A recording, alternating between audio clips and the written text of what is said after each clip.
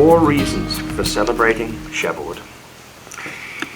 Today, we are once again preparing for the observance of Shavuot, which, for us, as Talmidim of Yeshua, falls on Tuesday, the 26th of May, in accordance with the YHVH calendar.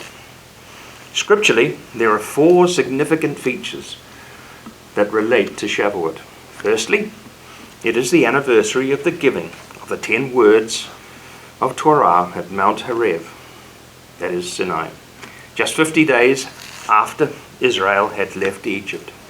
Secondly, it is the annual celebration of the wheat harvest, when people of Israel were required to present themselves at the Mishkan and later at the temple with thanksgiving offerings to Yahweh in return for his provision for a good crop through the year. Thirdly, that is the focus on the Book of Rut, where we read about the kinsman redeemer Boaz. By marrying Rut, Boaz brought a Moa'vite woman into the national life of Israel, and together they became the great-grandparents of King David. Fourthly, we also read in Acts chapter 2, just 10 days after Yeshua's final ascension to sit at the right hand of his Father, the Ruach Ha Kodesh alighted upon the Talmidim who had been gathered at the temple court for Shavuot. Each of those 4 features of Shavuot are profoundly significant because they all laid the foundation for the ingathering of this first century messianic community, which is still being gathered today in this 21st century. Through each of those 4 key features, we can see once again the sovereign plan of God is definitely a progressive revelation. Starting with those 10 words which were given following the exodus from Egypt, Yahweh was preparing his people, Israel, to return to the land he had promised to Abraham 430 years earlier. Now, having departed from Egypt on the 15th day of YHVH, we are told in Shemot, or Exodus, chapter 19, verse 2, after leaving Rephidim, they established themselves at the foot of Mount Horev.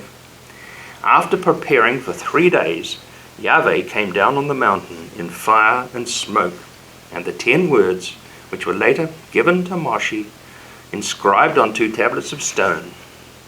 That was the real beginning of the relationship between Yahweh and his people Israel. During those 3 days of preparation, Moshe gave the people instructions on how they were to meet Yahweh. And Moshe said, Yahweh said, I am coming to you in a thick cloud, so that the people may be able to hear when I speak with you, and also they will trust you forever.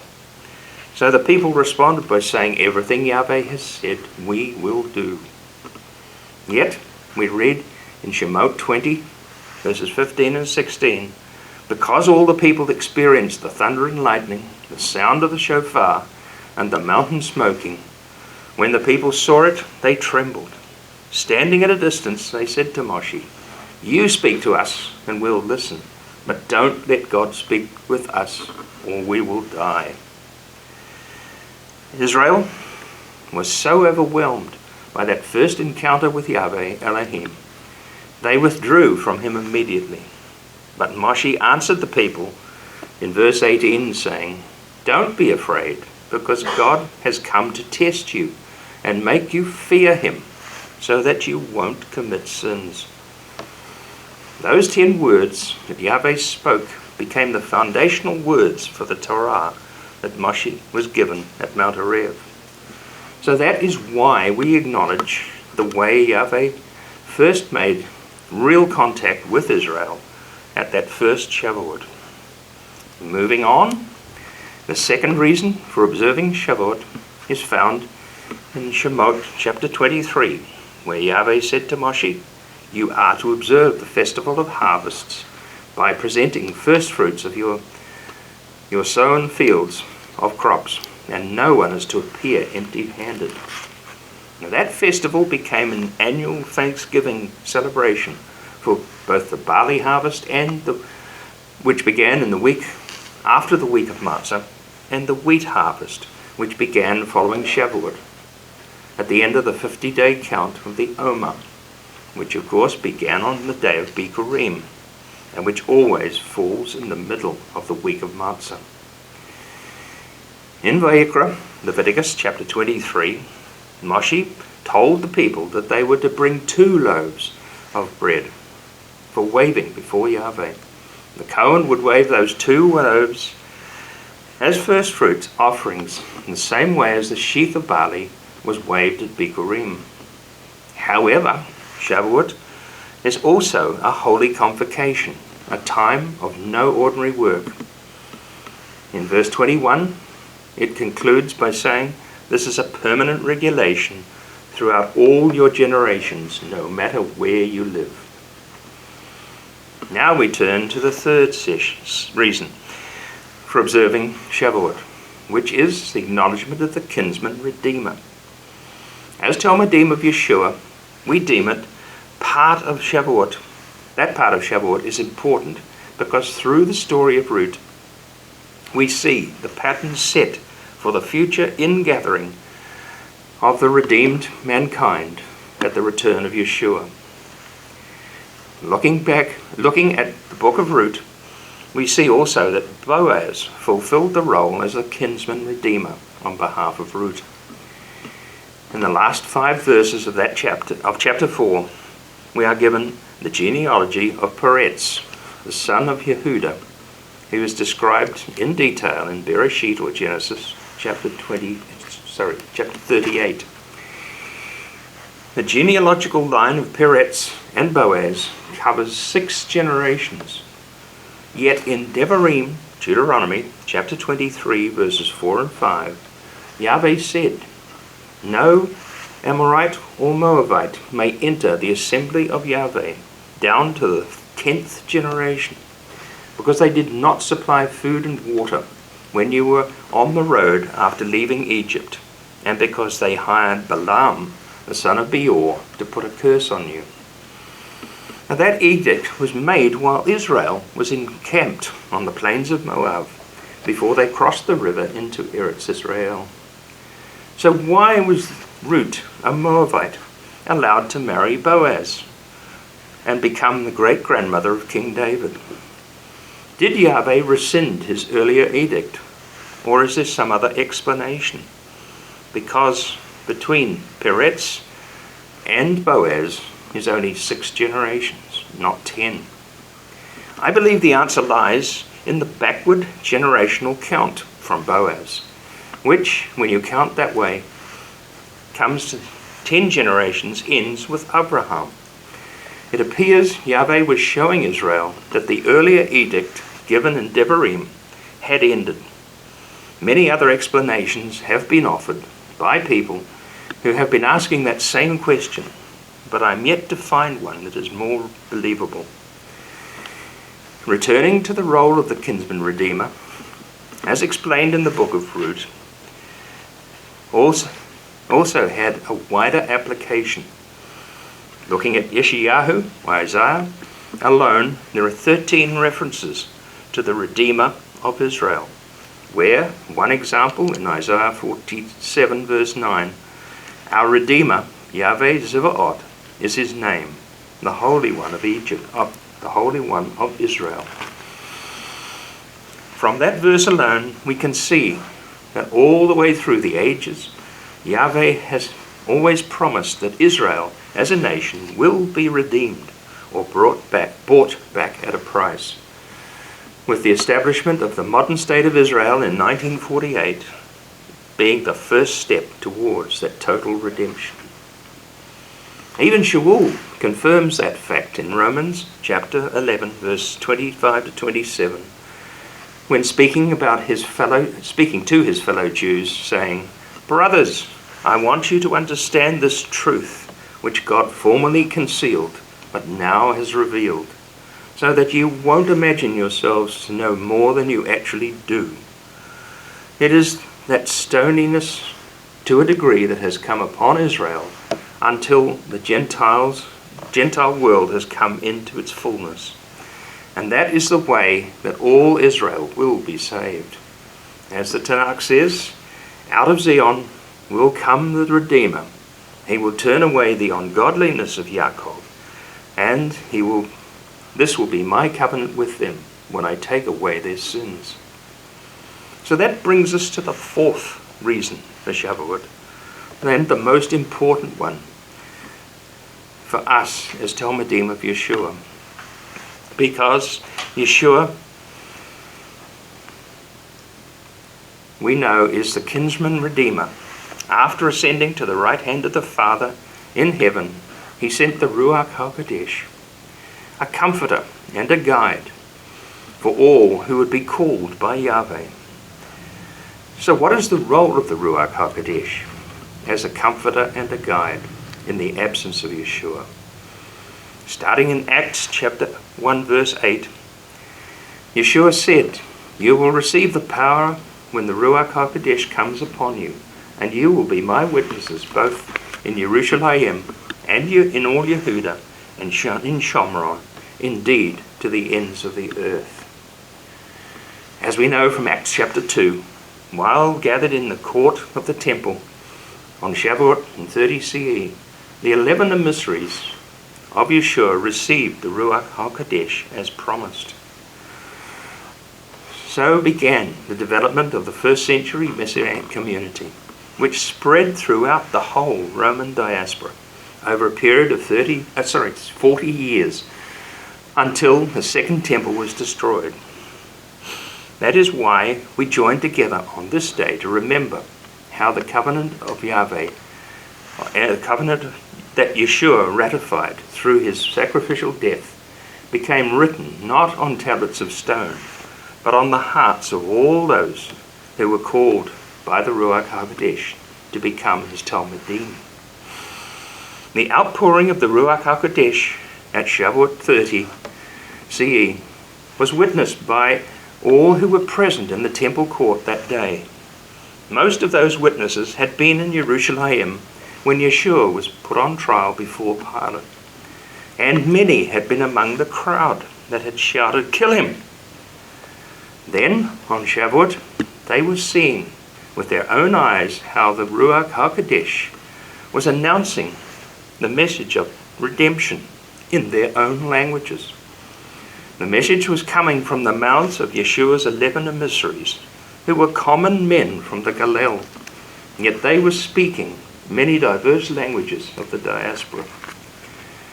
It was a direct action of the Ruach Ha Kodesh that enabled those men to tell all those present the reality of what had transpired since the arrest of Yeshua.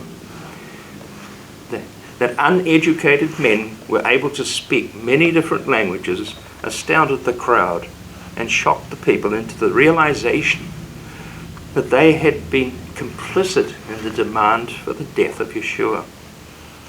And just imagine for a moment how those people must have felt, standing there in the midst of the rubble of the partially destroyed temple and the courtyard, which had been brought down by the earthquake that occurred when Yeshua died. It must have cut to the very core on hearing the message that Kepha had delivered in Acts chapter 2. They would have instantly realized the gravity of what had transpired in the previous 7 weeks between Bikurim and Shavuot.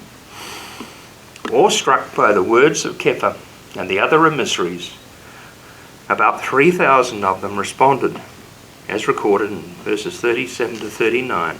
On hearing that, they were stung to the heart, and they said to Kepha and the other emissaries, "Brothers, what should we do?" Kepha answered them, "Turn from sins, return to God, each of you, and be immersed in the authority of Yeshua the Messiah for the forgiveness of sin, and you will receive the Ruach Ha Kodesh. For the promise is for you, for your children, and from those far away, as many as Yahweh will call." However, that was not the first time that the Ruach Ha Kodesh had manifested itself among the emissaries.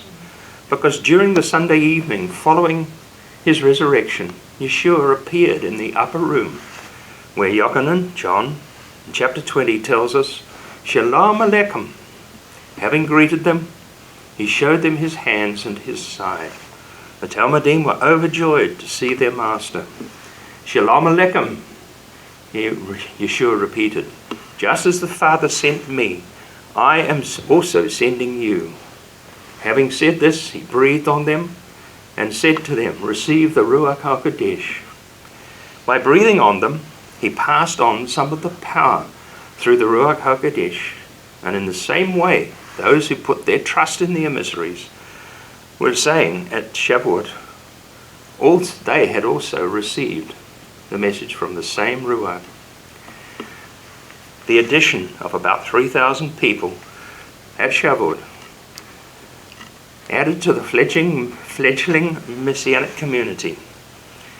And on that eventful day, a day appeared to be no coincidence, because soon after Yahweh had given the 10 words at Mount Horev, the people built a golden calf, and 3,000 died in the plague that followed.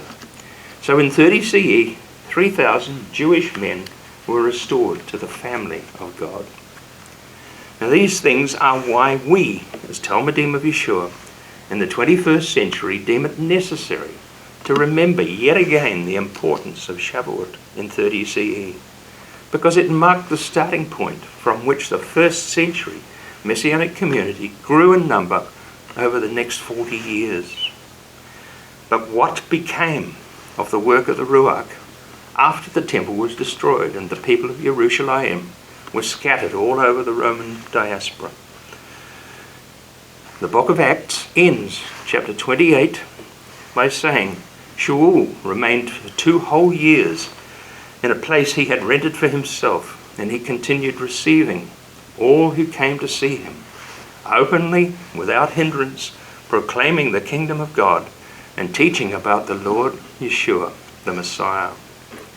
There is no further record in the Brit Hadashah as to what happened beyond that house arrest of Shaul, nor is there any mention of what became of the emissaries and the other members of the Messianic community.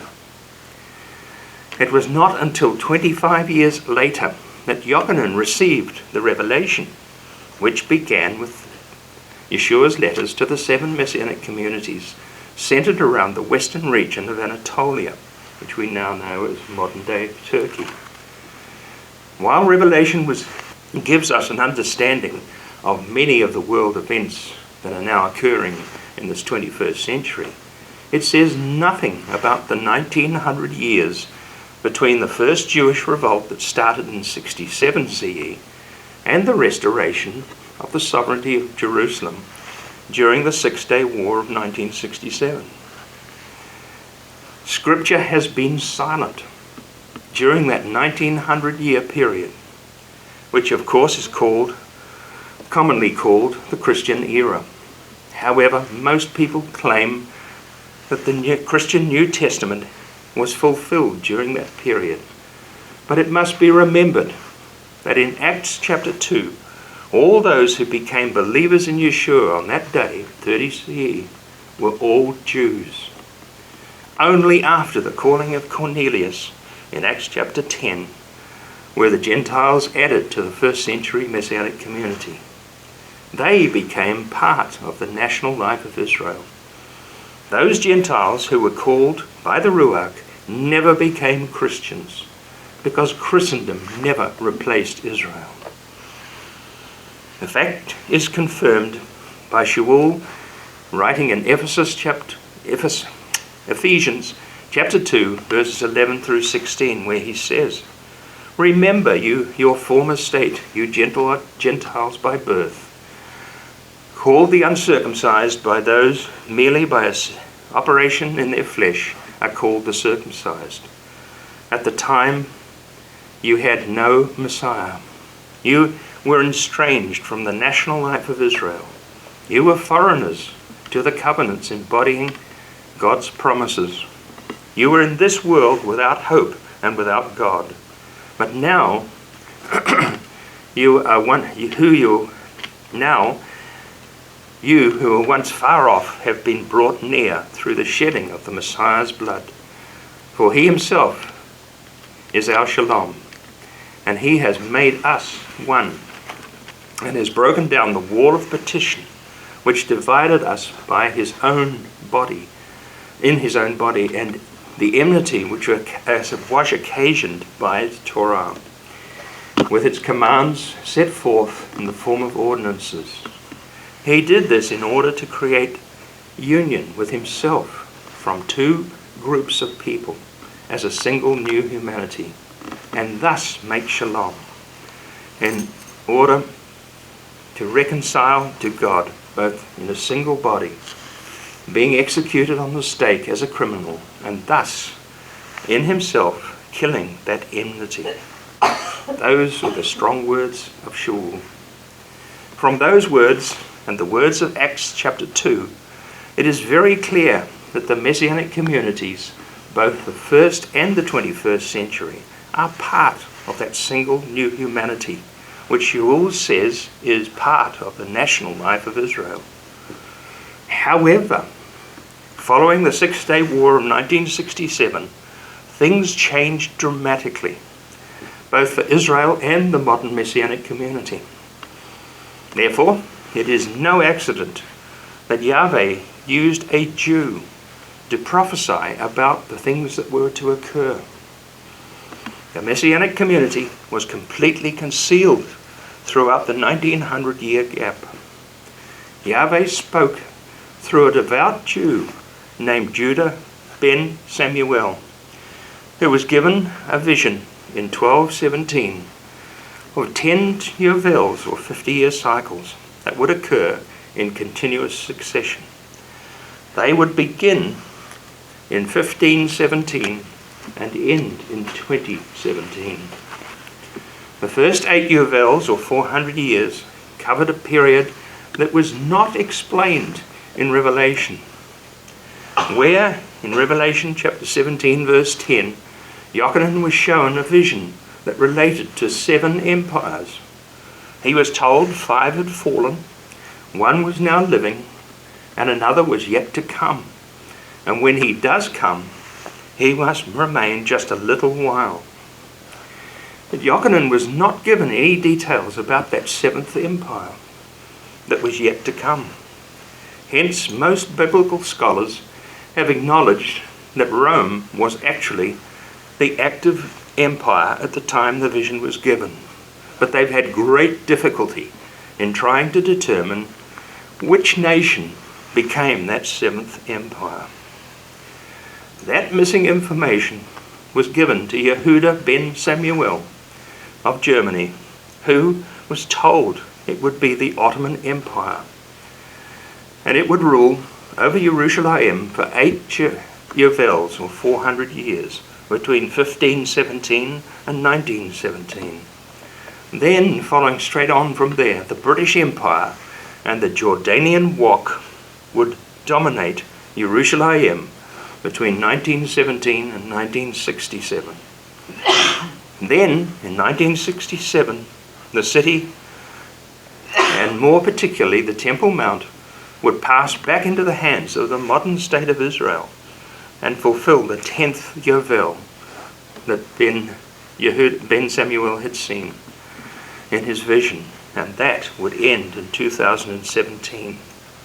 Regrettably, Moshe Dayan, the then Minister of Defense in Israel, after the 6-Day War, passed the control of the Temple Mount back into the hands of the Jordanian Wak.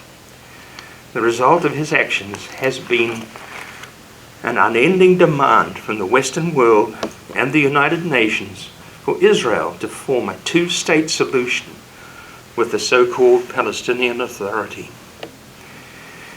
Even since 2017, there has been yet again another Shemitah, or 7-year cycle. Has been an increase in violence constantly in and around Eretz Israel following the end of Yehuda ben Samuel's prophecy. Global relations have declined drastically in ways that have never been seen since the Jewish people became a nation at Mount Horev. Anti-Semitism has become much more virulent, and the breakdown of the international relations has advanced so rapidly that it can only be a short time before Yeshua will return and step onto the stage of history. So as Talmidim of Yeshua, we need to hold fast to the message that the Ruach has presented through not only the book of Revelation, but also through the words of Yehuda ben Samuel. The sovereign plan of God is rapidly coming to its climax. So we need to hold on to what we know to be the 7 special appointments with Yahweh. That is why we observe Shavuot as the 5th Moed and a holy convocation, because we know that Yeshua fulfilled the first 4 Moed in 30 CE. So we can be certain that he will fulfill the 5th Moed, Yom Teruah, when the time is right. Just as it was in the observance of Shavuot in 30 CE, when the Ruach Ha Kodesh alighted upon the faithful, called out ones, so also with the words of Shavuot in 1 Thessalonians chapter 4, he says what will be fulfilled. The Master himself will come down from heaven with a rousing cry, with the call of one of God's ruling angels, and with God's shofar. Those who've died united with Yeshua, with the Messiah, will be the first to rise. Then those who are left alive will be caught up with them in the clouds to meet the Master in the air, and thus we will always be with our Master Yeshua. So until Yom Teruah, we will again wait with heightened anticipation for the next action of the Ruach Ha Kodesh. Hag Sameach and Shabbat Shalom.